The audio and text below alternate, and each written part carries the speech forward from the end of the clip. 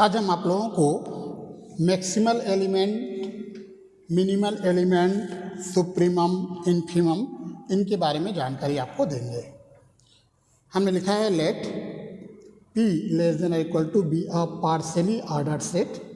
ये जो है यह एक अंशतः क्रमित समुच्चय है।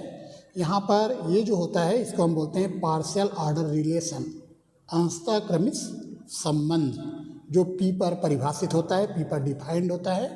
तो ये जो पेयर है यह कहलाता है पार्शियली ऑर्डर्ड सेट, मतलब अंशतः क्रमित समुच्चय। P का एक एलिमेंट है U, U is an element of P। यह जो एलिमेंट U है इसको हम मैक्सिमल एलिमेंट कह सकते हैं यदि U जो है P के सारे एलिमेंट से ग्रेटर हो या तो इक्वल हो। मतलब if U is greater than or equal to X for all X belong to P।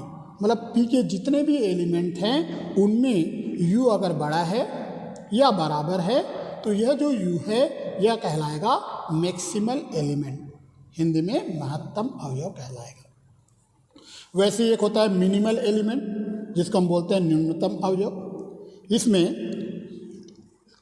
यह एक पार्शियली ऑर्डर सेट है, अंशतः क्रमित समुच्चय है। ये जो एलिमेंट Z है इस एलिमेंट Z को हम मिनिमल एलिमेंट कह सकते हैं, मतलब निम्नतम अवयव कहते हैं। ये तभी हम कहेंगे जब ये Z जो है इस P के सारे एलिमेंट से या तो बड़ा है या बराबर है, मतलब छोटा है। Z जो है वह छोटा है या बराबर है for all X belong to P। अगर Z जो है लेस देन है या इक्वल टू है P के सभी एलिमेंट से, P के जितने भी एलिमेंट है, याद रखना Z is element of P, Z भी P का ही एलिमेंट है। लेकिन यदि यह Z जो है P के अन्य जितने भी एलिमेंट्स हैं, अदर जितने भी एलिमेंट्स हैं उनसे छोटा है या बराबर है, मतलब उससे लेस देन है या इक्वल टू है, तो Z कहलाएगा मिनिमल एलिमेंट, हिंदी में कहेंगे निम्नतम अवयव। एक एग्जाम्पल से मैं आपको समझाता हूँ। ये देखिए यहाँ में लिखा है D30। D30 का मतलब हुआ set of all positive integer divisors of 30। Hindi में कहें 30 को विभाजित करने वाले सभी धनात्मक पूर्णांकों का समुच्चय। ठीक है, तो D30 क्या है आप जान गए होंगे कि 30 को डिवाइड करने वाले, 30 को विभाजित करने वाले जितने भी धनात्मक पूर्णांक हैं, मतलब पॉजिटिव इंटीजर, उनका ये सेट है, समुच्चय है। ये 30 को 1, 2, 3, 5, 6, 10, 15 और 30, ये सब 30 को डिवाइड करेंगे, ये सारे 30 के डिवाइजर्स हैं, है ना। तो इसका सेट कहलाता है D30। इसमें आप देखिए 1 मिनिमल एलिमेंट है, ये 1 सबसे छोटा है, और 30 जो है वह मैक्सिमल एलिमेंट है, 30 जो है सबसे बड़ा है। तो 1 को हम कहेंगे निम्नतम अवयव और 30 को हम कहेंगे महत्तम अवयव। अब मैं आप लोगों को बताने वाला हूँ लिस्ट अपर बाउंड, जिसको हम कहते हैं सुप्रीमम। शॉर्टकट में इसको LU भी लिखते हैं, हिंदी में इसको हम लघुत्तम ऊपरी परिबंध या उच्चक कह सकते हो। तो सुप्रीमम क्या होता है आप जानिए। देखो जितने भी अपर बाउंड है उनमें सबसे छोटा, लिस्ट अपर बाउंड नाम से ही लग रहा है, जितने भी अपर बाउंड है उनमें सबसे छोटा कहलाता है लिस्ट अपर बाउंड। ठीक है, जैसे हमने एक पार्शियली ऑर्डर सेट लिया, ये एक पार्शियली ऑर्डर सेट है, अंशतः क्रमित समुच्चय है, और A जो है इस P का एक सबसेट है, उप समुच्चय है। A is a subset of P, A जो है P का एक उप समुच्चय है। ये जो एलिमेंट है U P का ही एलिमेंट है, इस U को हम लिस्ट अपर बाउंड कह सकते हैं, किसका, A का। ये तभी कहेंगे जब ये दो कंडीशन सेटिस्फाई करे। अगर इस U के पास ये U P का एलिमेंट है और P एक पार्शियली ऑर्डर्ड सेट है, P जो है यह अंशतः क्रमित समुच्चय है और उसका एक एलिमेंट U है, इस U को, इस A का हम सुप्रीमम कहना चाहते हैं। किसको, U को, किसका, A का। A का सुप्रीमम हम कहना चाहते हैं। ये हम तभी कह पाएंगे जब U जो है यह दो प्रॉपर्टी संतुष्ट करता हो, इन दोनों प्रॉपर्टी को सेटिस्फाई करता हो। पहला प्रॉपर्टी कहता है कि U जो है A के सारे एलिमेंट से ग्रेटर होगा, मतलब A इज लेस देन और equal to U for all A belong to capital A। इस कैपिटल A के जितने भी एलिमेंट हैं उनमें U ग्रेटर देन होगा। और सेकंड, इस A के जितने भी अपर बाउंड्स हैं, इस A के जितने भी अपर बाउंड्स हैं उनमें U लेस देन और इक्वल टू होगा, मतलब U छोटा होगा। A के जितने भी अपर बाउंड्स हैं उसमें U छोटा होगा और A के जितने भी एलिमेंट्स हैं उनमें U उससे बड़ा होगा। अगर ऐसा है तो U को हम कहेंगे list upper bound of A। हम एग्जाम्पल के साथ इसको समझेंगे ताकि आपको समझ में आ जाए कि लिस्ट अपर बाउंड होता क्या है। एक एग्जाम्पल देखिए, मैं आपको समझाता हूँ। ये देखिए, मान लो मैंने कोई एक सेट A बनाया, ठीक है, एक सेट A मैंने बना दिया है और इसमें जो है 1 है, 2 है, 3 है, इस प्रकार 3 एलिमेंट है 1 2 3। अब मैंने एक एलिमेंट लिया 4 जो है इस तीनों एलिमेंट से ग्रेटर है, मतलब मैं A का वैल्यू 1 लूँ या A का वैल्यू 2 लूँ या A का वैल्यू 3 लूँ, इन तीनों ही केस में A जो है वह छोटा होगा 4 से, A छोटा या बराबर होगा 3 से, A जो है या छोटा होगा 5 से, A छोटा है लेस देन है 6 से, A लेस देन है 7 से। A के बारे में बताता हूँ, A is element of capital A। ये जो A है वह कैपिटल A का एलिमेंट है। इस A का वैल्यू आप 1 ले सकते हो, 2 ले सकते हो, 3 ले सकते हो, क्योंकि कैपिटल A में 3 एलिमेंट हैं 1 2 3, ठीक है। तो यहाँ पर हम देख रहे हैं ये सारे के सारे इस A के अपर बाउंड कहलाएंगे, क्योंकि सारे जो हैं वह A के एलिमेंट से ग्रेटर है। 4 भी, 3 भी, 5 भी, 6 भी, 7 भी, है ना। A लेस देन 8 भी आएगा, A लेस देन 9 भी आएगा, A लेस देन 10 भी आएगा। तो आप देख रहे हो कि सारे जो एलिमेंट्स हैं, ये सारे के सारे जो है वह इस सेट A के, ये जो सेट A हमने बनाया है, इस सेट A के एलिमेंट से बड़े हैं या बराबर हैं। ये सारे एलिमेंट, ये सब अपर बाउंड कहलाएंगे, ठीक है। अब इन सारे अपर बाउंड में सबसे छोटा ये है, यहाँ पे 4 भी अपर बाउंड है, 5 भी है, 6 भी है, 7 भी है, 8 भी है, सारे अपर बाउंड है। इन सारे अपर बाउंड में सबसे छोटा 3 है, तो 3 कहलाएगा list upper bound of A, list upper bound of A का निम्नतम ऊपरी परिबंध, जिसको हम सुप्रीमम कहेंगे। तो आपको यहाँ इस एग्जाम्पल से समझ में आ गया होगा। मैं ये कह रहा हूँ यदि U जो है A के सारे एलिमेंट से ग्रेटर है और A के जितने भी अपर बाउंड है उनमें सबसे छोटा है U, तो U कहलाएगा list upper bound of A का निम्नतम ऊपरी परिबंध। वैसे एक होता है ग्रेटेस्ट लोअर बाउंड, जिसको हम इन्फीमम कहते हैं। ग्रेटेस्ट लोअर बाउंड को हम कहते हैं इन्फीमम, है ना, महत्तम निम्न परिबंध, निम्नक कह सकते हो। एक पार्शियली ऑर्डर सेट है, ए कोई सबसेट है P का, ए या subset of P, A P का एक उपसमुच्चय है। एक एलिमेंट L जो है वह P का लिस्ट अपर बाउंड कहलाएगा, P का नहीं A का। यह L जो है P का एक एलिमेंट है, इस L को A का हम लिस्ट ग्रेटेस्ट लोअर बाउंड कहेंगे, मतलब महत्तम निम्न परिबंध कहना चाहते हैं। ये हम तभी कहेंगे जब यह L जो है ये दो प्रॉपर्टी को सेटिस्फाई करता हो।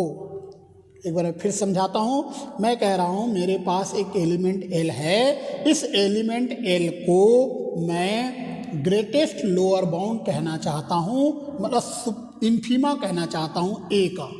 A कोई सबसेट है P का, इस A का, ये जो सबसेट है A, इस A का इन्फीमम इस L को मैं कहना चाहता हूँ। ये मैं तभी कह सकता हूँ जब L ये दो प्रॉपर्टी को रखता हो। पहला है कि L जो है A के जितने भी एलिमेंट है उनमें सबसे छोटा है, और दूसरा अगर L के और बहुत सारे लोअर बाउंड्स हैं, M जो है इस A के लोअर बाउंड्स है, उन सारे लोअर बाउंड में L जो है वह बड़ा होना चाहिए, ग्रेटेस्ट लोअर बाउंड है। अन्य जो लोअर बाउंड है उनमें A ग्रेटर होना चाहिए। जैसे मैं आप लोगों को एग्जाम्पल के थ्रू यहाँ एक बार और समझाने का प्रयास करता हूँ। ये देखिए, मान लो ए में 3 एलिमेंट है 1 2 3, तो 1 जो है इन तीनों से छोटा है ना। यहाँ पर ए का वैल्यू हम 1 ले सकते हैं, ए का वैल्यू 2 ले सकते हैं, ए का वैल्यू 3 ले सकते हैं। ए जो है वह कैपिटल ए का एलिमेंट है और कैपिटल ए के पास 3 एलिमेंट है 1 2 3, तो ये जो स्मॉल ए है इसका वैल्यू 1 2 या 3 तीनों में से कोई हो सकता है। अब यहाँ पर यह जो स्मॉल ए है इसका वैल्यू 1 से बड़ा ही होगा या बराबर होगा, क्योंकि ए का वैल्यू अगर 1 लेते हो तो इक्वल साइन आएगा, 2 लोगे तो ए ग्रेटर होगा, 3 लोगे तो भी ए ग्रेटर होगा। अब देखो 0 से भी बड़ा होगा ए, -1 से भी बड़ा होगा ए, -2 से भी बड़ा होगा ए, -3 से भी बड़ा होगा ए। इस प्रकार से हम देख रहे हैं इस ए के, ये जो ए है इस ए के, ये जो कैपिटल ए है, ये जो सेट है इसके बहुत सारे लोअर बाउंड बनने के लिए तैयार हैं। ये सारे लोअर बाउंड्स हैं। इसको हमने लोअर बाउंड इसलिए कहा है क्योंकि ये जो हमने लिखा है 1 0 -1 -2 -3, ये जो है इस ए के सारे एलिमेंट से छोटे हैं। ठीक है, या स्ट्रिक्टली लेस देन लिख दो ऐसे, इक्वल टू तो नहीं है लेकिन लेस देन तो है ना। ए के जितने भी एलिमेंट है उनसे छोटा तो है ये। इन सारे जो लोअर बाउंड है इनमें ग्रेटेस्ट 1 है, इन सारे लोअर बाउंड में सबसे बड़ा 1 है। इस 1 को हम बोल देंगे greatest lower bound, greatest lower bound of A. तो याद रखना जितने भी लोअर बाउंड हैं उनमें सबसे बड़ा कहलाएगा ग्रेटेस्ट लोअर बाउंड, इसी को हम इन्फीमम कहते हैं। ठीक है, तो यहाँ पर हमने आपको यही बताया है, यह एल ए के सारे एलिमेंट से छोटा होना चाहिए या बराबर होना चाहिए, और ए के जितने भी लोअर बाउंड्स है उनमें एल बड़ा होना चाहिए। तो ये जो एल है ये कहलाएगा ग्रेटेस्ट लोअर बाउंड, इन्फीमम कहलाएगा। इस एग्जाम्पल में आप देखिए,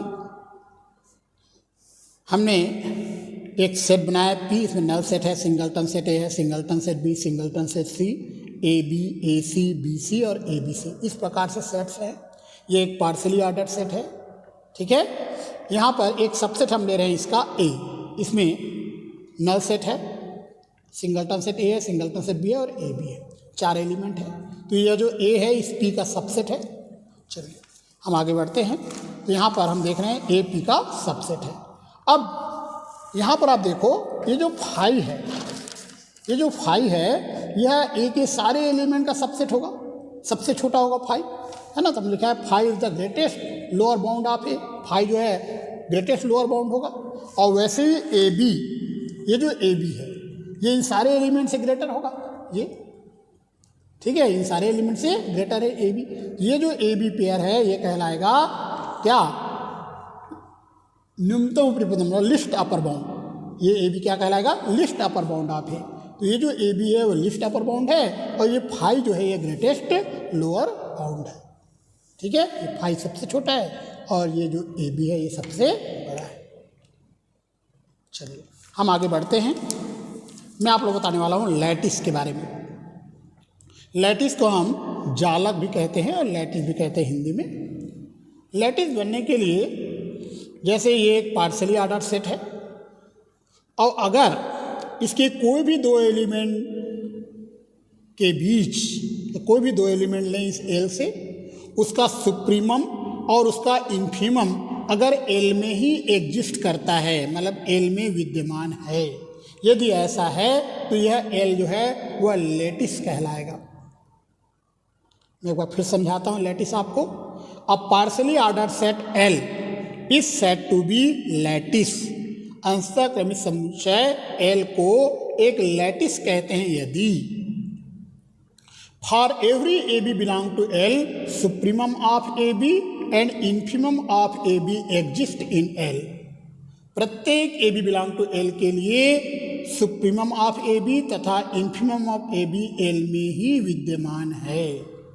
मतलब एल के कोई भी 2 एलिमेंट ले, ए और बी, तो उसका सुप्रीमम भी एल में ही विद्यमान होना चाहिए और उसका इन्फीमम भी एल में ही विद्यमान होना चाहिए। मतलब एल के प्रत्येक पेयर के लिए, प्रत्येक युग्म के लिए सुप्रीमम भी एग्जिस्ट करे और इन्फीमम भी एग्जिस्ट करना चाहिए।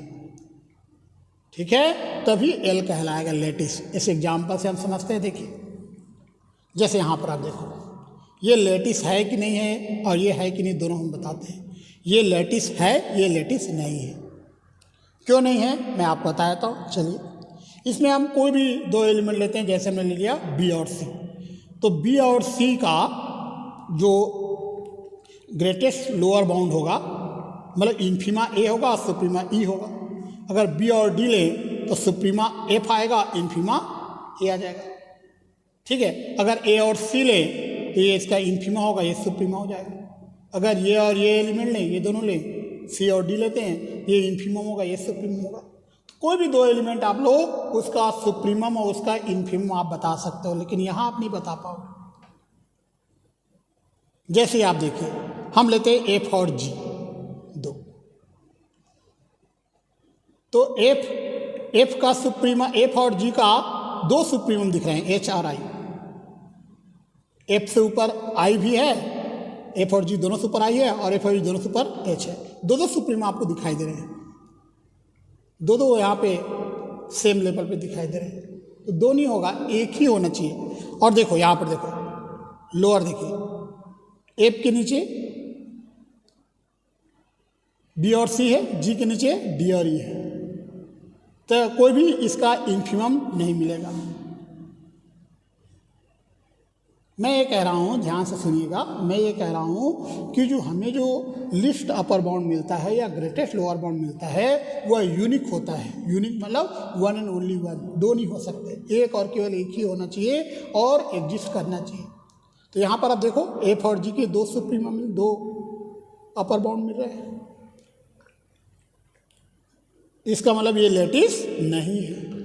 लेकिन ये लैटिस है, क्योंकि कोई भी दो एलिमेंट लें, उसका एक सुप्रीमा मिलेगा, उसका एक इन्फीमा मिलेगा, मतलब उसका एक महत्तम अवयव मिलेगा, उसका एक मिनिमम एलिमेंट मिलेगा, मतलब उसका ग्रेटेस्ट लोअर बाउंड मिलेगा, उसका लिस्ट अपर बाउंड हमें मिलेगा। तो कोई भी दो एलिमेंट हम लें, उसके लिए यहाँ पर सुप्रीमा और इन्फीमा एग्जिस्ट करेगा, इसी कारण ये लैटिस है, लेकिन ये लैटिस नहीं है।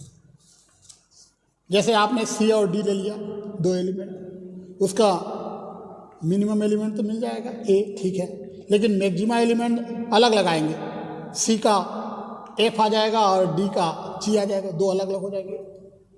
और मैंने आपको कहा था कि सुप्रीमा या इन्फीमा जो आएगा वो यूनिक होना चाहिए। यूनिक मतलब वन एंड ओनली वन, एक और केवल एक होना चाहिए। तो ये लैटिस बिल्कुल भी नहीं है, ये नहीं है, ये है। चलिए हम आगे बढ़ते हैं। यहाँ हमने लिखा है, देखो यहाँ चित्र बी में बी एक लैटिस है, किंतु चित्र ए एक लैटिस नहीं है, क्योंकि चित्र ए में अवयवों एफ और जी के निम्न परिबंध सभी ए बी सी डी ई हैं, जबकि ऊपरी परिबंध एच और आई हैं। अर्थात युग्म एफ जी का एक अद्वितीय महत्तम निम्न परिबंध नहीं रखता है ना, एक अद्वितीय महत्तम निम्न परिबंध नहीं रखता है। ठीक है, यहाँ पे इंग्लिश में मैंने लिखा है, here the figure B is a lattice but the figure A is not a lattice because in figure A elements A B C D E are lower bounds of F and G while H and I are upper bounds of F and G, that is the pair F G do not have a unique greatest lower bound. ठीक है, इसी कारण वह lattice नहीं है। चलिए हम आगे बढ़ते हैं। इस क्वेश्चन में आप देखिए, let S be any non empty set, S कोई नॉन एम्प्टी सेट है, and P of S be its power set. Power set मतलब एस के सारे सबसेट का कलेक्शन है, collection of all subsets of S, वो एस का power set कहलाता है। सो दैट पी एस इस सबसेट का रिलेशन है, इज अ लैटिस, इस रिलेशन के साथ एक लैटिस है, ये हमें शो करना है। एस जो है अरिक्त समुच्चय है, पी एस जो है इसका घात समुच्चय है, घात समुच्चय को इंग्लिश में पावर सेट कहते हैं, मतलब एस के सभी उप समुच्चयों का संग्रह है ना। This is the collection of all subsets of S, S के सभी उप समुच्चयों का संग्रह, ये कहलाता है घात समुच्चय, पावर सेट कहलाता है। हमें इसको इस रिलेशन के साथ एक लैटिस प्रूव करना है। ठीक है, तो हमने मान लिया एस में 3 एलिमेंट है ए बी सी, आप चाहो तो 3 से ज़्यादा एलिमेंट भी ले सकते हो, 3 से कम भी ले सकते हो। हमने यहाँ पर आप एज्यूम कर लिया है कि एस में 3 एलिमेंट ए बी सी हैं, तो इसके पावर सेट, इसके सबसेट्स इस प्रकार से 8 सबसेट्स होंगे। नल सेट होगा singleton set A, singleton set B, singleton set C, A B, A C, B C, A B C, ये सारे सबसेट्स होंगे। अब अगर हम कोई भी दो एलिमेंट लें इसके ए और बी, इसके लिए ए ज्वाइन बी, इसको हम ज्वाइन पढ़ेंगे। ये वाला जो साइन है ना, इस साइन को आप पढ़ोगे ज्वाइन, और ये वाला साइन है ना, इसको आप रीड करोगे मिट। ठीक है, ये यूज करेंगे सुप्रीमम के लिए, ज्वाइन सुप्रीमम के लिए। ठीक है, और ये हम यूज करेंगे इन्फीमम के लिए। जैसे ए ज्वाइन बी मतलब ए और बी का supremum, supreme of A B, ये है ए यूनियन बी। और ए मिट बी मतलब ए और बी का जो इन्फीमम है, ये है ए इंटरसेक्शन बी। ठीक है, अब हम यहाँ से कोई भी दो एलिमेंट लें, उसका हम यूनियन करें तो भी इसी का ही एलिमेंट बनेगा। आप करके देख लीजिए, कोई भी दो एलिमेंट लीजिए, इस ए का वैल्यू इनमें से कोई लीजिए, इस बी का वैल्यू भी इनमें से कोई भी लीजिए, उन दोनों का यूनियन कीजिए। तो यूनियन, जैसे मान लो इस ए का वैल्यू हमने ये ले लिया और इस बी का वैल्यू ये ले लिया, इन दोनों का यूनियन करेंगे तो ए सी आएगा, और ए सी हमारे पास है। अगर हम इन दोनों का यूनियन करें तो बी सी आएगा, बी सी भी हमारे पास है। अगर इन दोनों का यूनियन करें तो ए बी आएगा, ए बी हमारे पास है। तो मैं ये कह रहा हूँ, इस ए और इस बी की जगह आप इनमें से कोई भी एलिमेंट ले सकते हो, उनका यूनियन करोगे तो भी इसी का ही एलिमेंट बनेगा, और उसका इंटरसेक्शन करोगे तो भी इसी का ही एलिमेंट बनेगा। कोई भी दो एलिमेंट लीजिए, उनका इंटरसेक्शन आप कीजिए, तो इंटरसेक्शन करेंगे तो भी हमें पी ऑफ एस के ही एलिमेंट्स मिलेंगे, इनमें से ही कोई एक हमें मिलेगा। इसका मतलब ये हुआ कि ए यूनियन बी और ए इंटरसेक्शन बी दोनों ही पी एस के एलिमेंट्स हैं, दोनों ही पावर सेट ऑफ एस के एलिमेंट्स होंगे। ठीक है, अब अगर ये दोनों पावर सेट ऑफ एस के एलिमेंट है, मतलब इसका ए और बी का जो सुप्रीमा है और ए और बी का इन्फीमा है, दोनों ही इस पावर सेट ऑफ एस में एग्जिस्ट करता है, विद्यमान है। इसका मतलब ये जो पावर सेट है वह एक लैटिस है, यह एक जालक है। चलिए, ठीक है, यहाँ पर हमने लिख दिया है हिंदी में भी, ए यूनियन बी एंड दोनों ही पी एस में शामिल है, इसलिए ये जो पी एस है यह एक लैटिस है। आप डायग्राम से भी समझ सकते हो ये। ठीक है, डायग्राम से आप समझ सकते हो कि ये नल सेट है, ये सिंगलटन सेट है, singleton set B, singleton set C है, इन दोनों का सुपर सेट ही आएगा, इन दोनों का सुपर सेट ही आएगा। अगर हम देखें इस डायग्राम में तो हर एक एलिमेंट का सुप्रीमा और हर एक कोई भी दो एलिमेंट का इन्फीमा हमें डायग्राम में दिखाई देगा, मतलब एग्जिस्ट करेगा, मतलब ये एक लैटिस है, एक जालक है। हम आते हैं इस क्वेश्चन में, लेट एल लेस देन और equal to be a lattice, ये एक लैटिस है, then the following results hold. अगर ये लैटिस है तो निम्नलिखित परिणाम लागू होते हैं। सबसे पहला हमने लिखा है आइडेम्पोटेंट लॉ, वर्ग सम नियम। ए मिट ए ही होता है और ए ज्वाइन ए भी ए ही होता है। याद रखना, ए और ए का मिट करेंगे, मिट मतलब इन्फीमा निकालेंगे तो ए ही आएगा, और ए और ए का ज्वाइन करते हैं मतलब ए और ए का सुप्रीमा निकालते हैं तो भी ए ही आएगा। सेम एलिमेंट का इन्फीमा वही एलिमेंट होता है, सेम एलिमेंट का सुप्रीमा भी वही एलिमेंट होता है। हमने मान लिया let A B any arbitrary element of L, A जो है वह कोई आर्बिट्री एलिमेंट है एल का। ठीक है, कोई भी स्वेच्छाव्य है, तो ए मिट ए का मतलब होता है इन्फीमा ऑफ ए ही होगा, ए और ए का इन्फीमा ए ही आएगा। और ए ज्वाइन बी में सुप्रीमा ऑफ ए और ए का सुप्रीमा भी ए होगा। तो याद रखना, ए मिट ए होता है और ए ज्वाइन ए भी ए ही होता है। दूसरा है कम्यूटेटिव लॉ, जिसको हम क्रम विनिमय नियम कहते हैं। इसको भी स्टेटमेंट याद रखना, ए meet B equal to B meet A और A join B equal to B join A. यहाँ पे क्रम को आप चेंज करोगे तो भी इक्वल रहेगा। देखो, ए मिट बी को आप लिखोगे इन्फीमा ऑफ ए बी, इसी को आप इन्फीमा ऑफ बी ए लिख सकते हो। ए बी का इन्फीमा हो या बी ए का इन्फीमा हो, दोनों इक्वल हो, और इन्फीमा ऑफ बी ए को लिखोगे बी मिट ए। वैसे ए ज्वाइन बी को आप लिखोगे सुप्रीमा ऑफ ए बी, इसी को आप लिख सकते हो सुप्रीमा ऑफ बी ए, और सुप्रीमा ऑफ बी ए को आप लिखोगे बी ज्वाइन ए। तो ए मिट बी और बी मिट ए इक्वल होता है, ए ज्वाइन बी और बी ज्वाइन ए इक्वल होता है। इसे हम कहते हैं कम्यूटेटिव लॉ, क्रम विनिमय नियम। एक होता है एसोसिएटिव लॉ, जिसको हम कहते हैं साहचर्य नियम।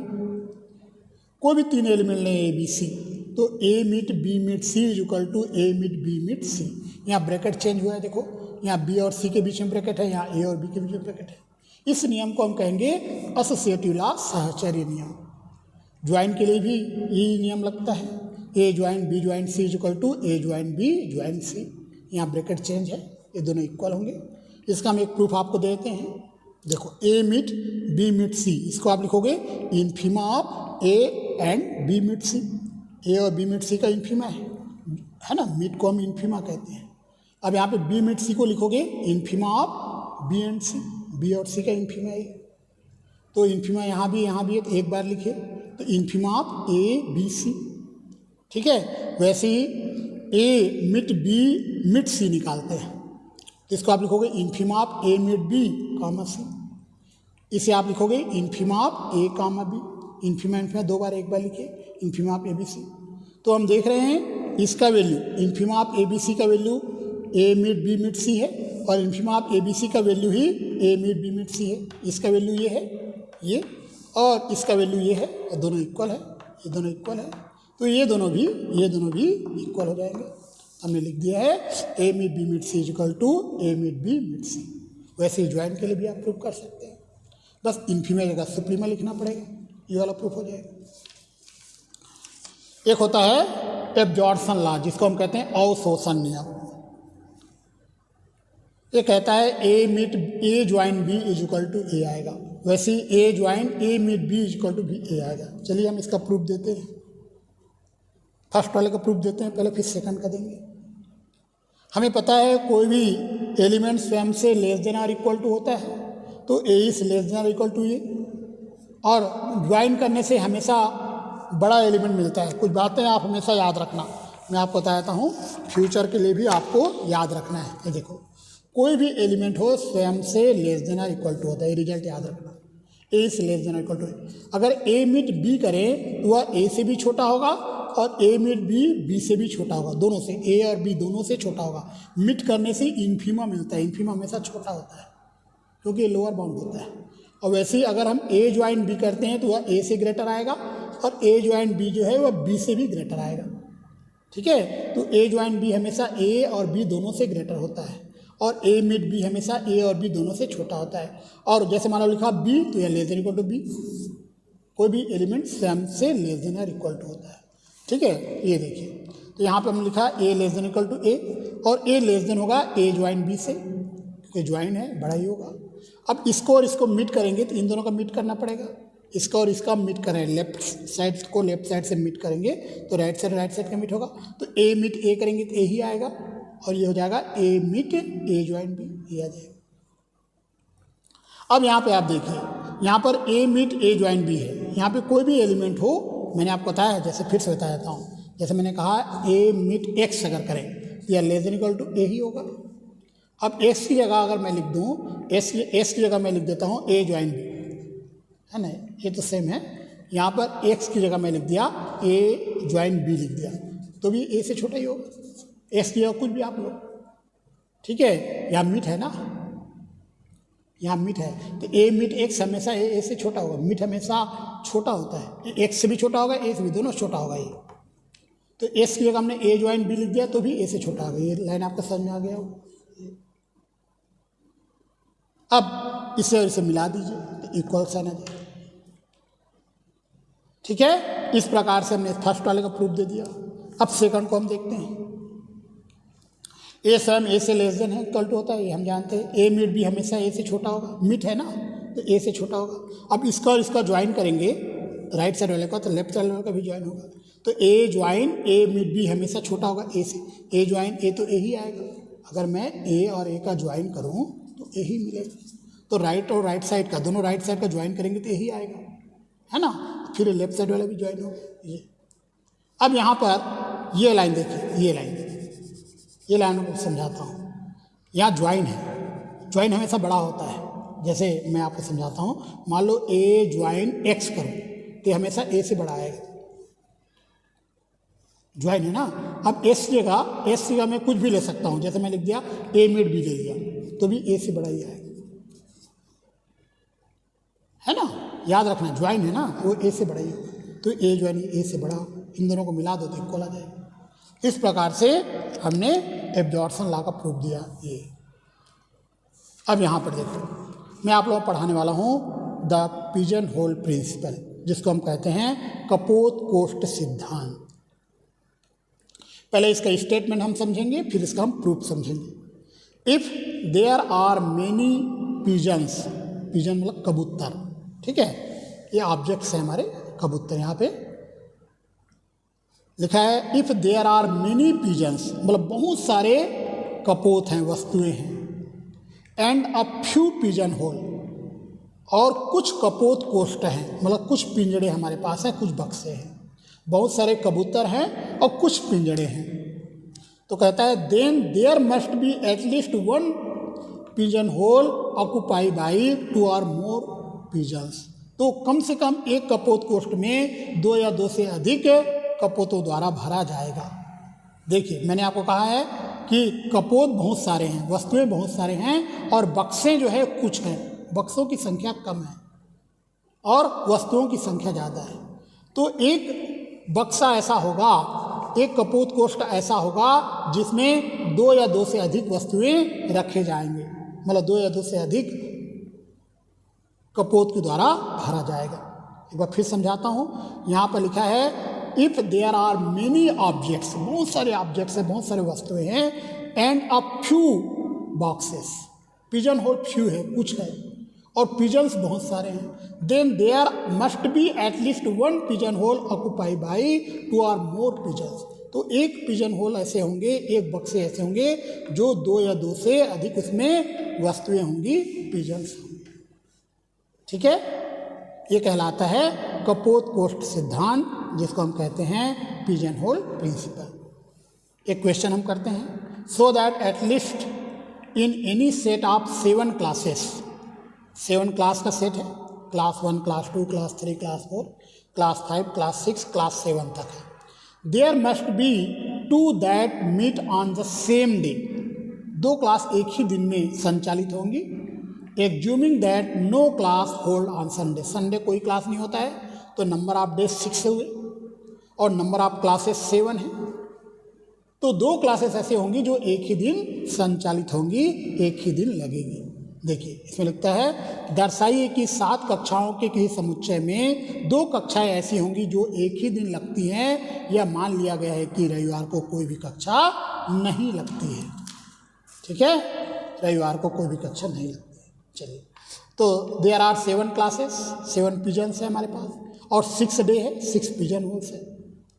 Therefore by the pigeon hole principle there must be at least 2 classes holding on the same day, यहाँ 7 कक्षाएं हैं, 6 दिन हैं, इसीलिए कपोत कोष्ठ सिद्धांत से, कपोत कोष्ठ सिद्धांत से कम 2 कक्षाएं अवश्य एक ही दिन लगनी चाहिए।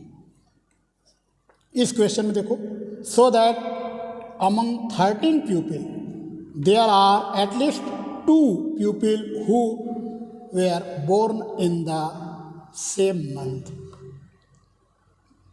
नंबर ऑफ प्यूपिल 13 है, 13 व्यक्ति हैं, और नंबर ऑफ मंथ होते हैं 12, तो कम से कम 2 व्यक्ति ऐसे होंगे जो एक ही महीने में उनका जन्म हुआ होगा।